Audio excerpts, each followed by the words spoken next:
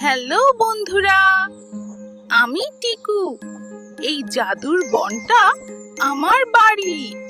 টিকু টিকু, বনের জাদুর ঝর্ণা শুকিয়ে গেছে, সব রং মিলিয়ে যাচ্ছে। এ কি হলো? এটা হতে দেওয়া যাবে না। ভয় নেই, আমি টিকু। আমি ঝর্ণা খুঁজে বের করবই। বাঁচাও বাঁচাও, আমার পা আটকে গেছে। ঘাবড়াও না, আমি আসছি।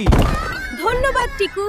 ঝর্ণা ওই আধার পথ, কোনো সমস্যা নেই, আমার কাছে আছে আগুন। উফ, অনেক ভারী, কিন্তু আমি পারবই। ইয়েস, করে ফেলেছি।